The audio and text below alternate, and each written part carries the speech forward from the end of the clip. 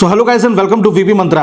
Guys आपने B pharmacy की डिग्री कंप्लीट कर ली है और फार्माकोग्नोसी ब्रांच से पीजी करने का प्लान है, लेकिन किंतु परंतु एक ऐसी ब्रांच जिसका एलोपैथिक मेडिसिन से दूर दूर तक कोई वास्ता नहीं है से पीजी करना क्या सही होगा? इस बात को लेकर के मन में सवालों का सैलाब है जो कि ऑब्वियस है। तो इस वीडियो के माध्यम से दूर करेंगे वो सारे confusion including the pros and cons, जो कि बहुत इंपॉर्टेंट है, इसलिए प्लीज बने रहिएगा अंत तक। Before starting the video, would like to mention about Sheikh Rehana for the valuable comment on this. Let's begin. Course highlights in the form of 3 quick key points. Number 1, PG का obviously understandably मतलब होता है UG का modified विकसित रूप।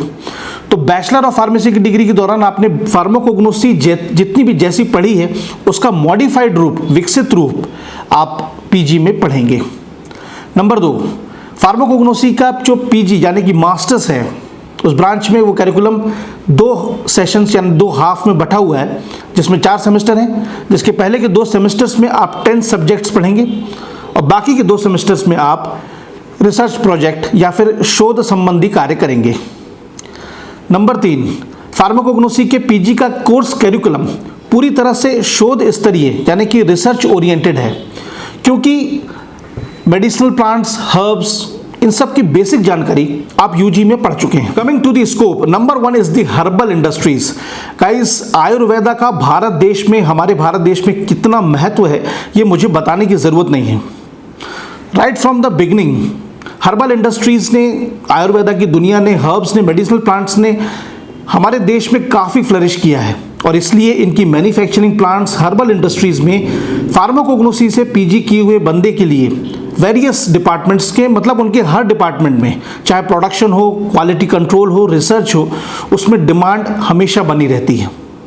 Number 2 is academics यानी कि teaching, शिक्षा। इसको आप बहुत ध्यान से सुनिएगा, ये बहुत इंपॉर्टेंट पॉइंट है। गाइस आज की डेट में फार्माकोग्नोसी के लिए गवर्नमेंट इंस्टीट्यूशन हो या प्राइवेट हो, फार्मेसी इंस्टीट्यूशन में फार्माकोग्नोसी काफ़ी हद तक अनसैचुरेशन की स्टेज पर है। अनसैचुरेशन का मतलब फार्माकोग्नोसी पढ़ाने वाले बंदे की बहुत कमी है, उनके फार्माकोग्नोसी पढ़ाने वाले टीचर की बहुत कमी है और इसके लिए उसकी बहुत डिमांड है। तो अगर आप अपने नियर बाय स्टेट, अपने नियर बाय सिटी या फिर अपनी सिटी में ईज ऑफ की एकेडमिक्स में इंटरेस्ट है, आप टीचिंग में जाना चाहते हैं, तो काफ़ी अच्छे पैकेज के साथ आपको रिक्रूट कर लिया जाएगा एक इंस्टीट्यूशन में। नंबर 3 है रिसर्च सेंटर यानी कि शोध संस्थान, चाहे VRDI उत्तराखंड हो, DPHRC आसाम हो या फिर VHRC कर्नाटका हो। ऐसे शोध संस्थानों में, मतलब जो हर्बल बेस्ड रिसर्च सेंटर्स हैं, वहाँ पर फार्माकोग्नोसी से पीजी किए हुए बंदों की हमेशा डिमांड रहती है इन the form of research scholar, research associate, research scientist. तो अगर आप रिसर्च में इंटरेस्टेड हैं, specially in the world of medicinal plants, तो इन सेंटर्स में आपके लिए काफ़ी अच्छी अपॉर्चुनिटी है। और नंबर 4 है बिजनेस यानी कि व्यवसाय। अगर आप अपनी खुद की एक हर्बल इंडस्ट्रीज यानी हर्बल बेस्ड इंडस्ट्री शुरू करना चाहते हैं, whether in the form of pharmaceuticals और in the form of cosmeceuticals, तो बीइंग पीजी इन फार्माकोग्नोसी आपके लिए काफ़ी महत्वपूर्ण और फायदेमंद साबित होगा। तो अब आते हैं प्रॉस एंड कॉन्स के ऊपर यानी कि पॉजिटिव और नेगेटिव पॉइंट्स पर। इसको मैं एलोपैथी के कॉन्ट्रास्टिंग मैनर में प्रेजेंट करूंगा, क्योंकि आप सब जानते हैं कि पूरी कहानी आयुर्वेदा वर्सेस एलोपैथी की ही होती है।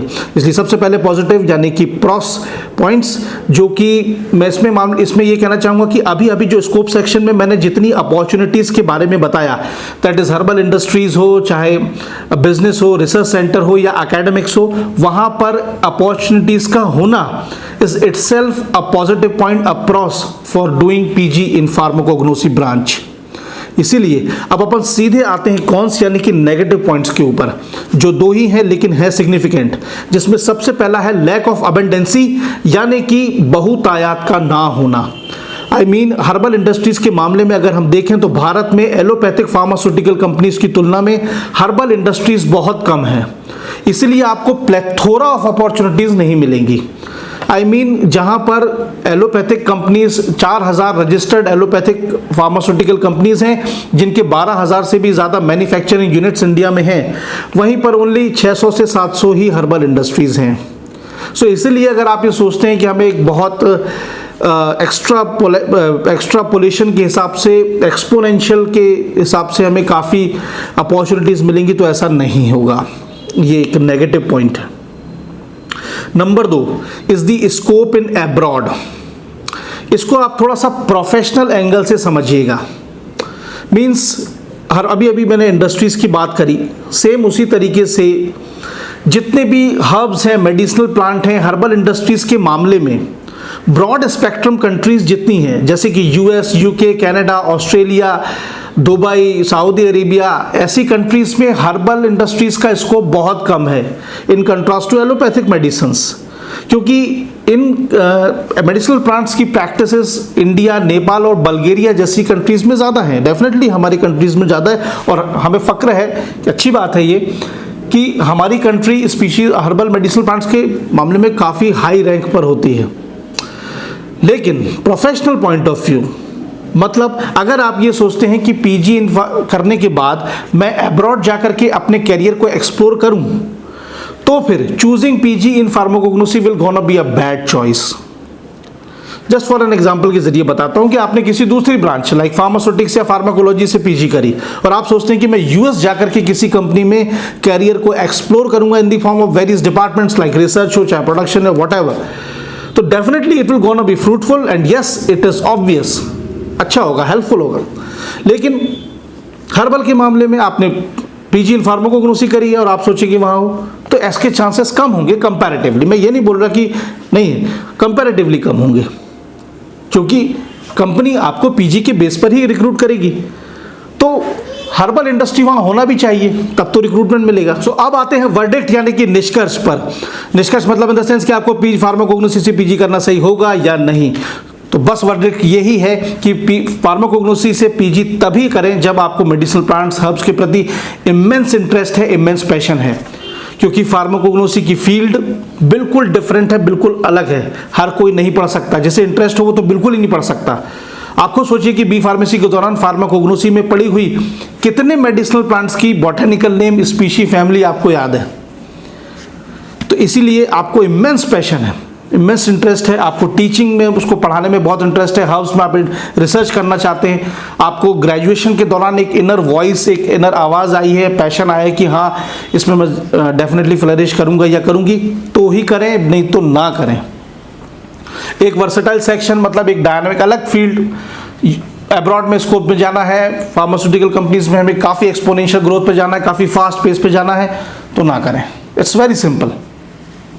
सो ये था फार्माकोग्नोसी से पीजी करने के ऊपर एक क्विक वीडियो। ख़त्म करने के पहले शेख रेहाना का एक बार फिर से नाम लेना चाहूँगा फॉर द वैल्यूएबल कमेंट, और उम्मीद करता हूँ कि आपके काफ़ी कन्फ्यूजन आपके क्लियर हो गए होंगे। Still if anything persist please do comment. Instagram पे वीपी मंत्रा को ज़रूर फॉलो करें, फेसबुक पर ऑफिशियल पेज है वीपी मंत्रा, उसे भी लाइक कर लें। सो बस अब चलता हूँ, जल्दी मिलूंगा अगले वीडियो में। Till then stay motivated, work smarter and good luck.